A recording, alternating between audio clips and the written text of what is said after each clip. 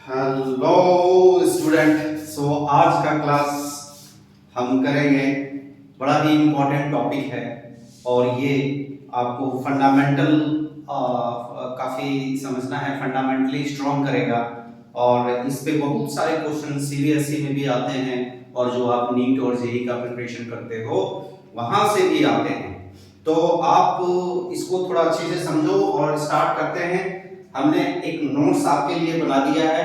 इस नोट्स को आप हमेशा अपने कॉपी में लिख लिया करो, प्रैक्टिस कर लिया करो और एक नोट्स तैयार कर लिया करो। फिर आपको नोट्स बनाने की जरूरत नहीं पड़ेगी।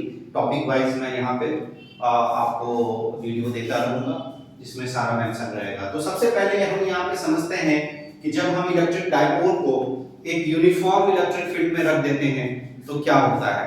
Uniform electric field, uniform electric field का मतलब हो गया कि जहां पे फील्ड के अंदर हर एक पॉइंट पे क्या होगा कि इलेक्ट्रिक फील्ड की जो वैल्यू होगी वो कांस्टेंट रहेगी।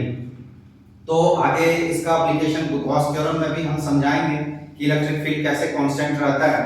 तो अभी electric dipole in uniform electric field में हम देखेंगे कि एक डायपोल को इलेक्ट्रिक फील्ड के यूनिफॉर्म इलेक्ट्रिक फील्ड के अंदर रख दिया।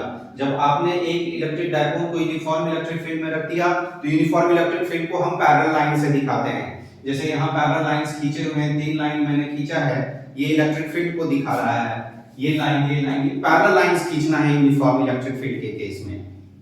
अब हमने एक इलेक्ट्रिक डायपोल को रखा हुआ है, आप देख सकते हो, जो कि इलेक्ट्रिक फील्ड के साथ जो डायपोल लेंथ है, जिसको हम डायपोल आर्म बोलते हैं, डायपोल लेंथ, वो और डायपोल की जो डायरेक्शन है, डायपोल की डायरेक्शन क्या होती है इलेक्ट्रिक डायपोल की, minus v charge to plus v charge.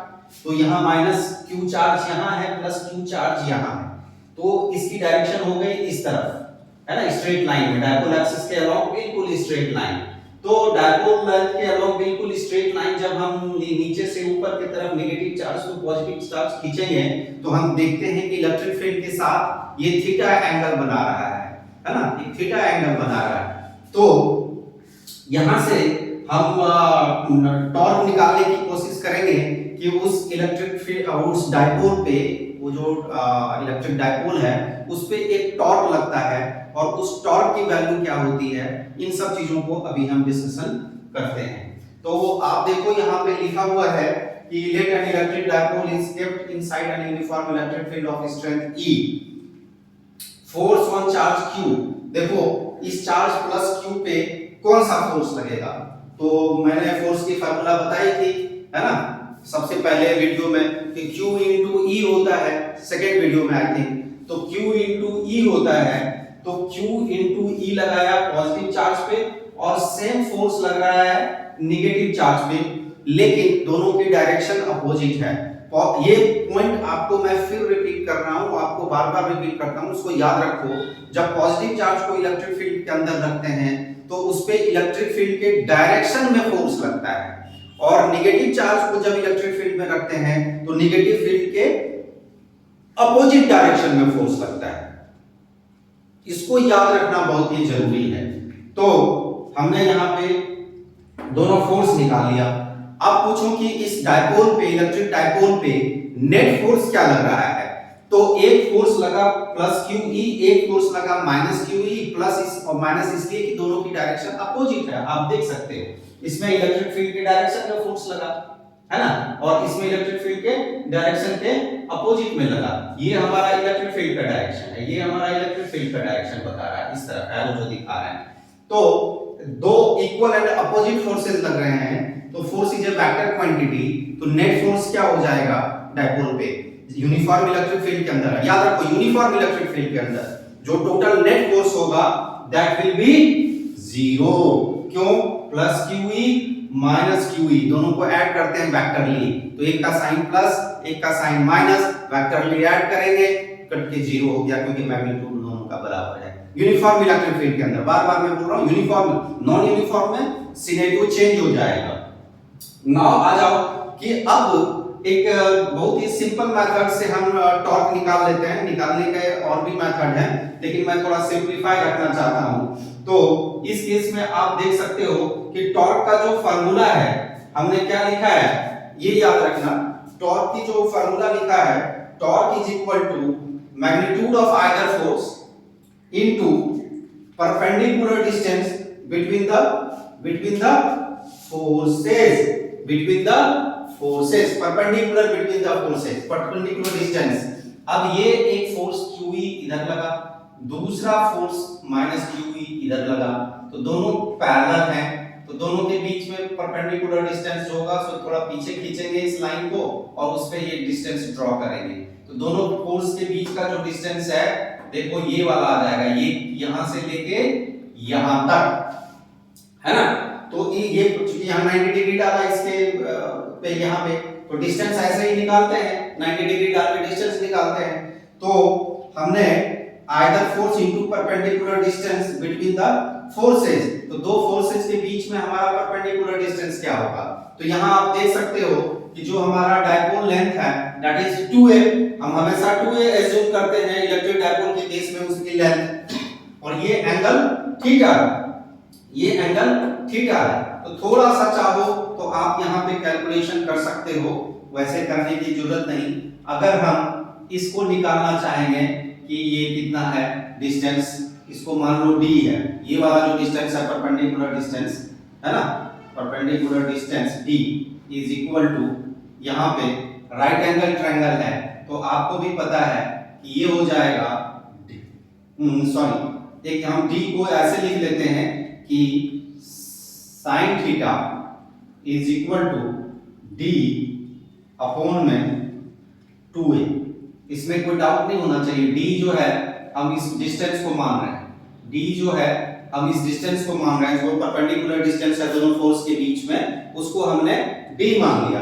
तो साइन थीटा का वैल्यू हो गया d upon 2a perpendicular upon hypotenuse, क्योंकि ये देखो यहाँ पे इस थीटा को 2 मिनट के लिए छोड़ दो, यहाँ पे इलेक्ट्रिक फील्ड ये थीटा देखो, तो इस थीटा के सामने जो होता है वो परपेंडिकुलर होता है, राइट एंगल ट्रायंगल, ये बड़ा वाला ट्रायंगल लिया हमने, इस बड़े वाले ट्रायंगल में थीटा के सामने वाला परपेंडिकुलर हो गया और 90 के सामने वाला हाइपोटेनस हो गया। तो sin theta is equal to d/2a, तो हमारा जो परपेंडिकुलर डिस्टेंस आ गया that is 2a sin theta आ गया, काम खत्म।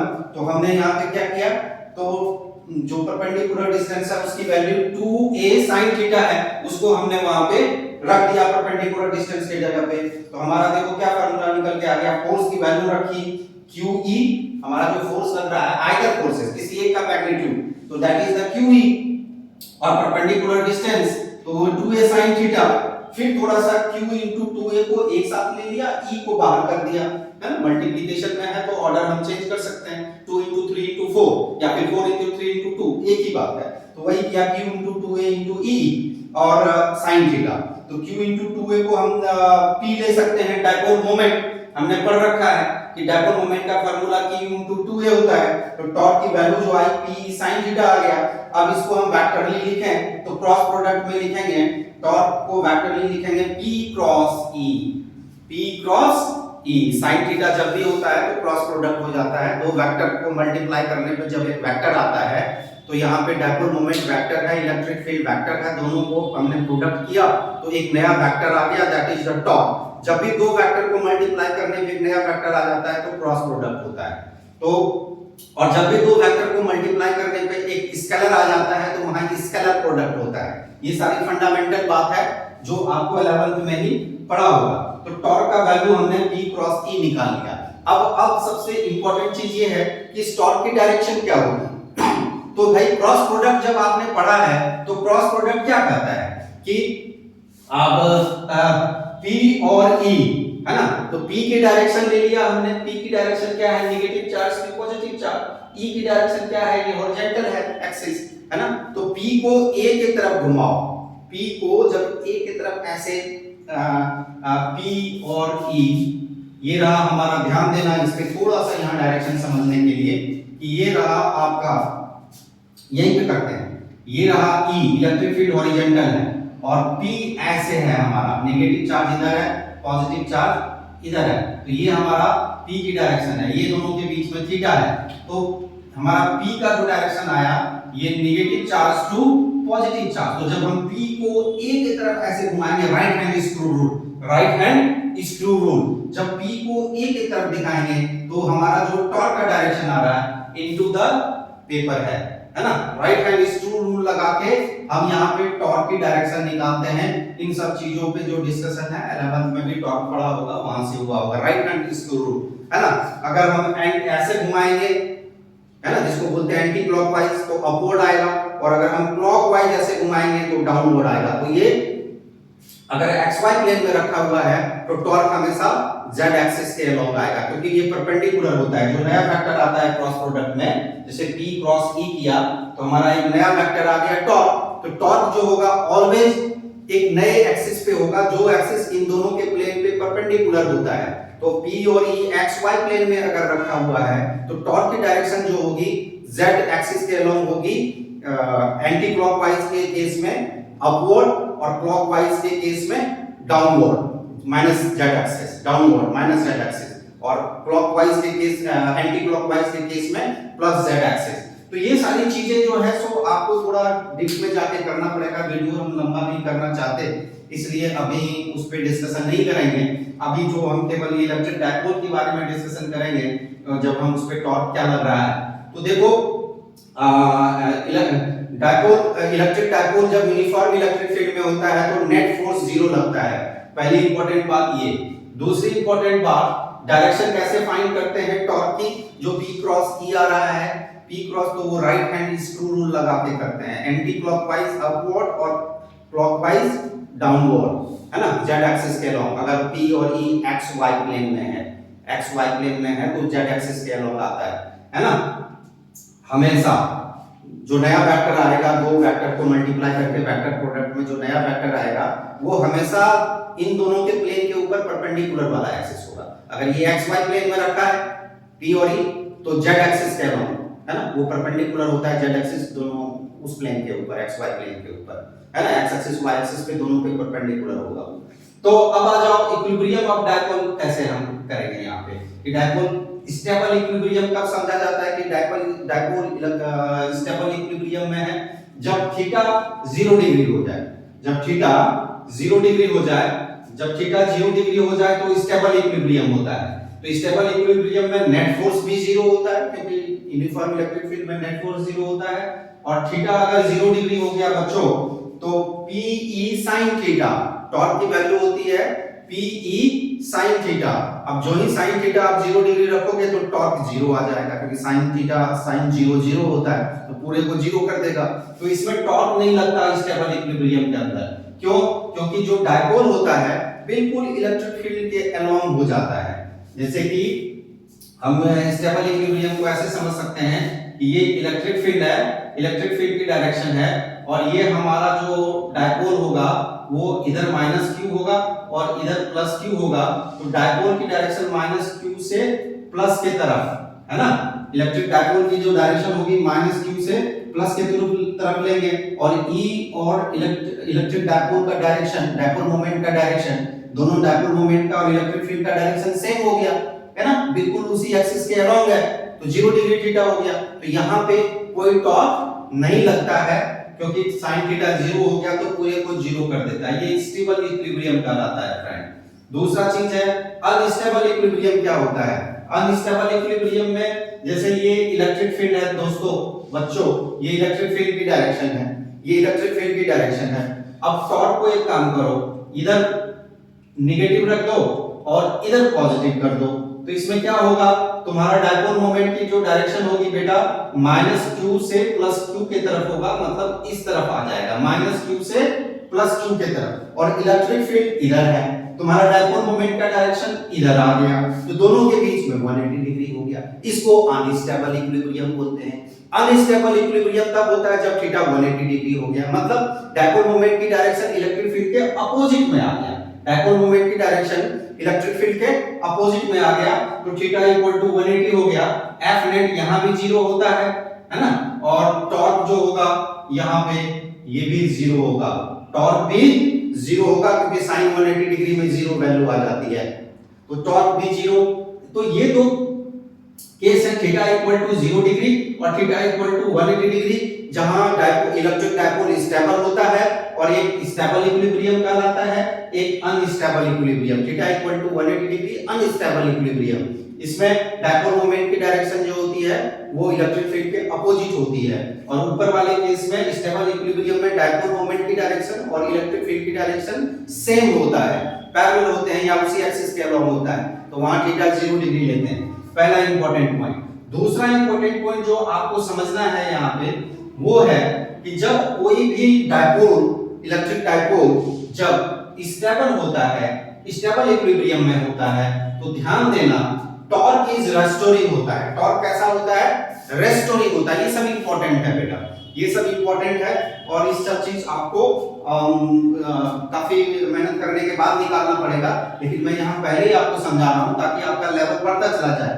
टॉर्क क्या होगा? रेस्टोरिंग। कैसे?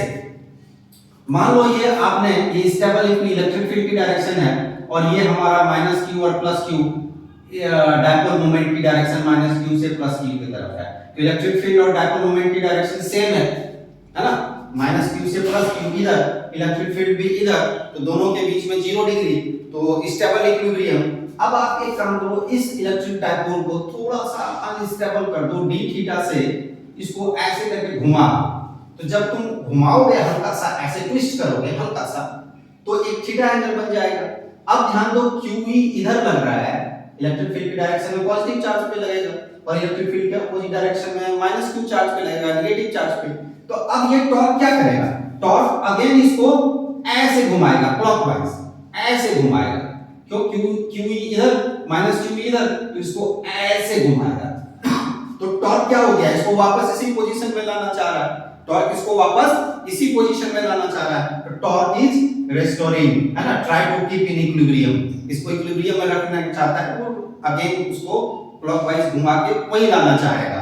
लेकिन अनस्टेबल इक्विलिब्रियम में ध्यान दो बेटा, क्या फर्क है दोनों में, वही मैं बता रहा हूं। अनस्टेबल इक्विलिब्रियम में क्या करो कि इलेक्ट्रिक डायपोल में क्या होता है, इधर माइनस क्यू इधर प्लस क्यू, तो ये 180 डिग्री बनाएगा, इसकी डायपोल मोमेंट की डायरेक्शन इधर होगी, इलेक्ट्रिक फील्ड इधर है, तो 180 डिग्री हो गया, ये अनस्टेबल इक्विलिब्रियम हो गया। अब हल्का सा आप d थीटा से इस इलेक्ट्रिक डायपोल को हल्का सा ट्विस्ट कर दो, तो जब आप हल्का सा ऐसे ट्विस्ट करोगे तो क्या होगा?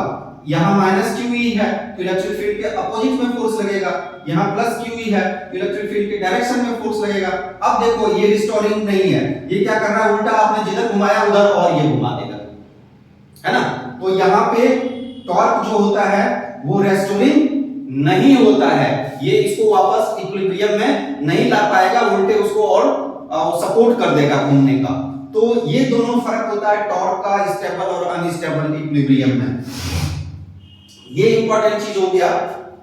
दूसरा जो इंपॉर्टेंट चीज मैं डिस्कशन करना चाह रहा हूं कि आप जब इसको यूनिफॉर्म इलेक्ट्रिक फील्ड में रख रहे थे तो ये सारा चीज आपने देखा कि क्या हो रहा है। यूनिफॉर्म इलेक्ट्रिक फील्ड में नेट फोर्स 0 आ गया, डायपोल मोमेंट इलेक्ट्रिक डायपोल पे नेट फोर्स 0 आ गया, है ना?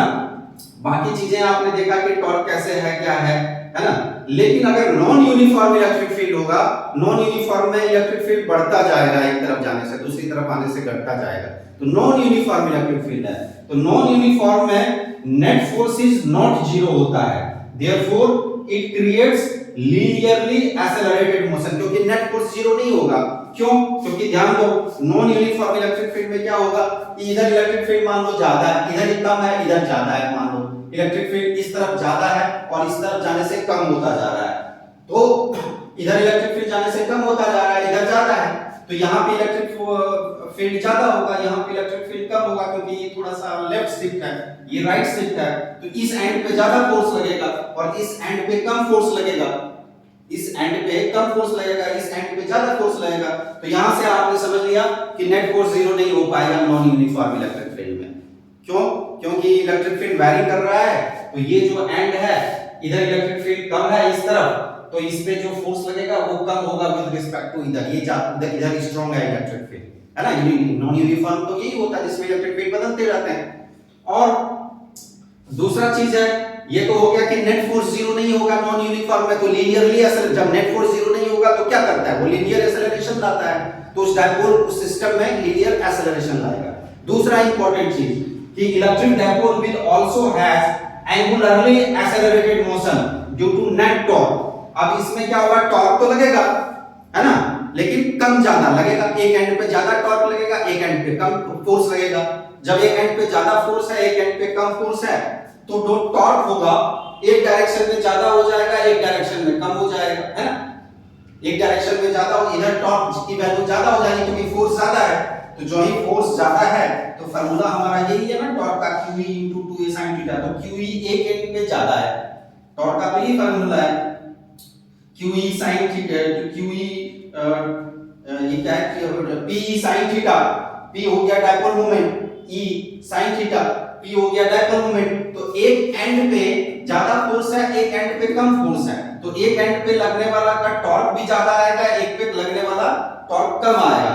तो नेट टॉर्क जो होगा वो तो रहेगा ही रहेगा, लेकिन कम ज्यादा रहेगा। एक तरफ ज्यादा टॉर्क लग रहा होगा, एक तरफ कम टॉर्क लग रहा होगा। तो एंगुलर मोशन भी आएगा और एंगुलरली एक्सेलरेटेड होगा। तो जिस डायरेक्शन में फोर्स ज्यादा है उस डायरेक्शन में एंगुलर मूवमेंट होगा, है ना।